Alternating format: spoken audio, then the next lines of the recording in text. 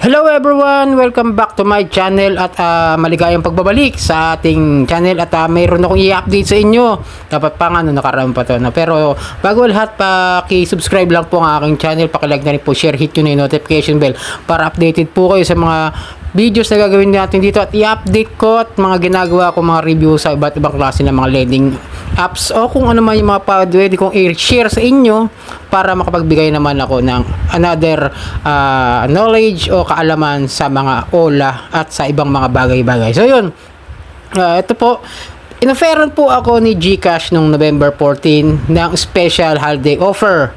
Dahil po ako po may utang po doon. Medyo mahigit isang taon na po ito kung hindi ko nabayaran. Dahil nga po sa laki ng penalty at interest na naipataw nila sa akin. Ang utang ko po rito ay halagang 2,000 po. No?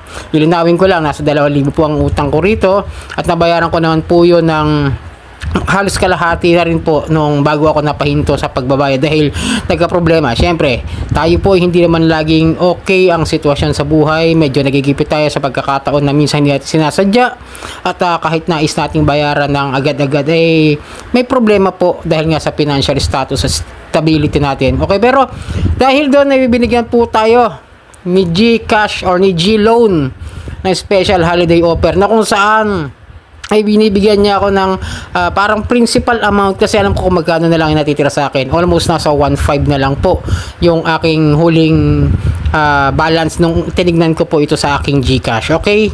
So yun, ito po yung text ng aking GCash sa aking balance doon sa utang. Your G-Loan, takpan ko po yung aking reference tsaka yung pangalan ko. At ito po ay settle ko raw sa halagang 824.99 o example na natin is eksakto na natin 825 hanggang November 18, 2024. Makiklear ko raw po yung aking balanse at mga interest at mga penalties basta magbayad lang daw po ako sa GCash or sa mga ibang klaseng mga payment banks options na kanilang pinakita rito sa text nila at i-ensure ko raw na yung cash in ko ay saktong amount. Pero binigay ko naman po 825 po yun. At ang balance adjustment ko po ay magre-reflect sa loob ng apat na business days. Okay? So yun, binayaran ko nga po nung ito po, yung aking transaction history nung November 17. Total, meron naman po akong sobrang pera talaga doon sa aking sinahod. Kaya dahil sa pagkakataong ito, hindi ko na po pinalagpas para mawala na po ang aking mga ibang isipin at mga dagdag na mga utang. Binawasan natin ngayon. Okay, binayaran ko po siya ngayon ng 825 at nag-auto repayment po siya. At kung tatanungin niyo po sa akin kung nag-reflect po ba kaagad yung aking ibinayad, ay hindi po yun agad-agad. May 4 na araw pong lumipas o sinilip ko siya siguro ng pangatlong araw na po. Ayan na po.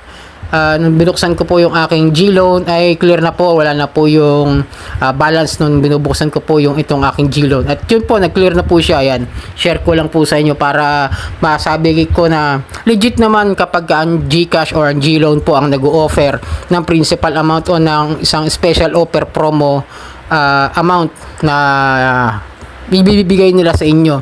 Kaya masasabi ko na kahit na tumagal man ang utang nyo dito sa GCash ay bibigyan pa rin po kayo ng pagkakataon na mabayaran ninyo kahit man lang yung principal amount at bibigyan kayo ng pagkakataon na makapag-settle ng maayos sa kanila at wala naman po ako naranasan kung anumang mga harassments. Maliban na nga lang po sa sobrang taas ng mga penalties na nangyari. Yun lang po yung medyo naging dahilan kung bakit hindi agad-agad natin di ko nabayaran agad yung aking loan sa kanila. Pero salamat pa rin po at aking nabayaran po yung aking balance sa kanila. At magagamit ko na po ulit si GCash kasi pag naglagay ka nga ng pera, kung may loan ka pa sa kanila, medyo auto-deduct po yung mangyayari dyan. Okay? Kasi sinubukan ko minsan na magbawas ako ng utang dito na naglagay ako ng 300. Kung mapansin nyo yung isa meron 300 dito sa baba yung G-Loan auto repayment. Yun po, sinubukan ko.